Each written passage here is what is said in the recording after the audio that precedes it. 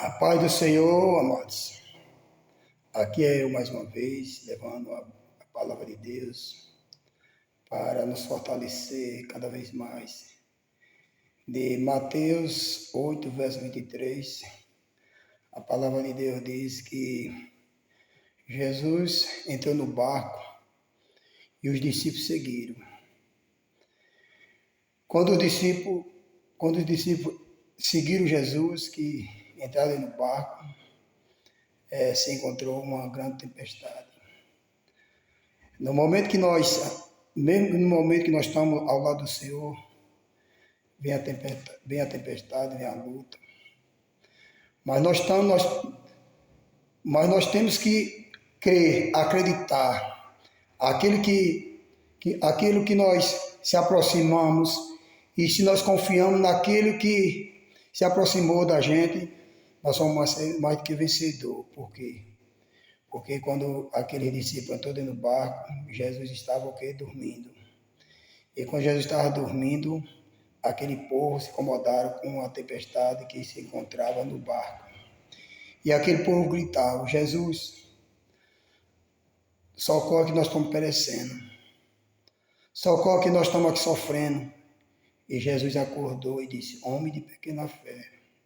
Porque se Jesus está dormindo, se você entregou a ele, se aproximou dele, no momento mais difícil você tem que crer, você tem que acreditar que você está ao lado daquele homem que pode, que ele tem poder de te dar vitória, mesmo aquilo que você, nos seus olhos espiritual, que você não pode conseguir, você tem um Deus que pode lutar por você e te dar a tua vitória. E quando eles levantaram, Jesus disse: homem de pouca fé. E Jesus disse: cadê a tua fé? Cadê a tua fé? Ser crente, irmão, ser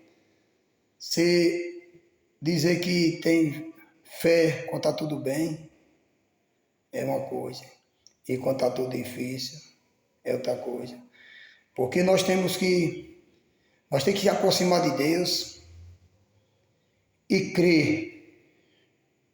Se aproximar de Deus não é você ter avião, não é você ter amigos, se granjear de amigos, se representar pela sociedade.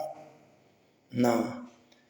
É você se encher da virtude de Deus para quando vir a luta, você vencer. Quando vier a tempestade, aquela pessoa que se levantar contra você, você, por a mão dos enfermos, será curado. No nome de Jesus, expulsar demônio, falar novas línguas, ser batizado com o Espírito Santo. Ser batizado com o Espírito Santo é ter mansidão, ser hospitaleiro, né? Suportar uns aos outros, não é pular dentro da igreja com uma pombagira, porque já aquela mulher, quando chegou com o alabastro e o unguento, ela só fez se prostrar. Chegou por detrás de Jesus, já foi começando banhar os pés do Senhor, ungir os cabelos dele com unguento, perfumar ele da cabeça aos pés. E quando se aproximou de Jesus, frente a frente, ela começou a chorar. As lágrimas caíam sobre o corpo do Senhor. E ela fez o quê? Banho, enxugou com seus cabelos.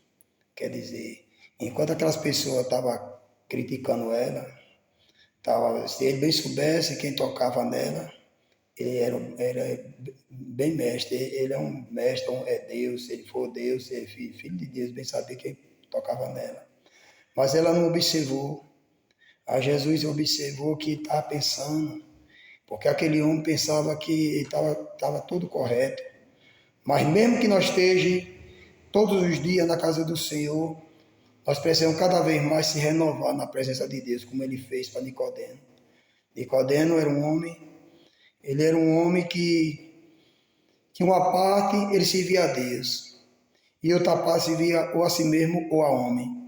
Porque Jesus, quando ele viu Jesus fazer aquele milagre, ele falou: não é possível. Esse milagre que acontece, que esse homem faz, se Deus não for na vida dele, isso não será realizado. É como na minha vida e na sua vida. Se nós não tiver Deus guiando por nós não vamos vencer, não vamos a lugar nenhum. E Nicodemo tomou assim, quando ele foi, botou a cabeça no travesseiro, alguma coisa incomodou. Às vezes nós queremos levar nossos problemas para os travesseiros. Às vezes queremos levar nossas lutas. Nós temos que convidar Jesus para dormir ao nosso lado.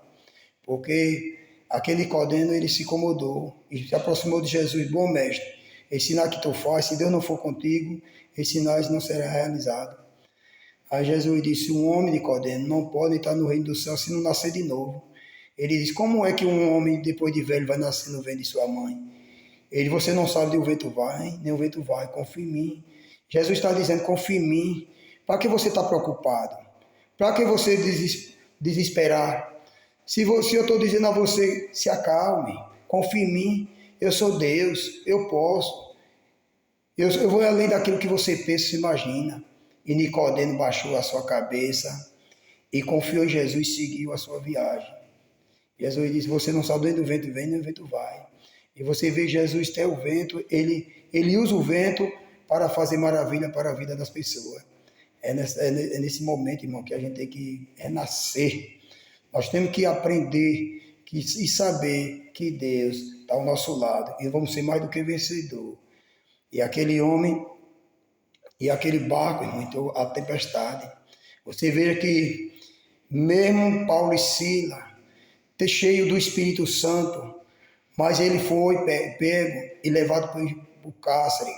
E os carcereiros, o dono, o adversário de Paulo, pegaram seus companheiros e disse, coloque ele no cárcere, no profundo, e bote ele com segurança, porque ele sabia que eles eram judeus e eles eram romanos. Os romanos até hoje, irmão, não se alinham com Deus e nem com os judeus. Por quê? Porque sempre eles arrumam uma história para separar o amor de Deus, do amor de Deus e da promessa. Mas aquele que tem promessa, cumpre com o seu chamado. E Paulo e Silas, quando ele foi preso, que pensava que ele ia desistir da sua caminhada, do teu sonho, quanto mais chicotada que vinha em cima do lombo de Paulo e Silas, ele orava. Quanto mais chicotada ele louvava. Quando ele louvava, começou a louvar, os alicerces se moveu. Quando vinha mais chicotada, que chegou a retalhar como uma carne, quando a gente vai botar sobre as brasas, as cadeias e os cadeados quebravam e tudo foi solto. É como naquela hora mais difícil que nós se encontramos. O momento é louvar o Senhor e orar, que o nosso problema não vai demorar, não. O nosso problema pode durar a noite, mas pelo amanhecer vem a vitória. Foi como Paulo e Silas, quando ele chegou, quando pensava que Paulo e Silas estava preso ou então estava acabado, Paulo e Silas estava solto. Paulo e Silas estava livre. O seu próprio adversário perguntou, Paulo, o que é que eu faço para ser salvo? Ele disse, você crê no Senhor, você e tua casa será salva. Nesse momento, irmão, vamos ser como aquele filho pródigo. Aquele filho pródigo, ele pediu a herança do seu pai. Ele adiantou a morte de seu pai. Ele pediu a metade do que pertencia a ele e partiu. Quando ele gastou tudo, ele lembrou da casa do pai.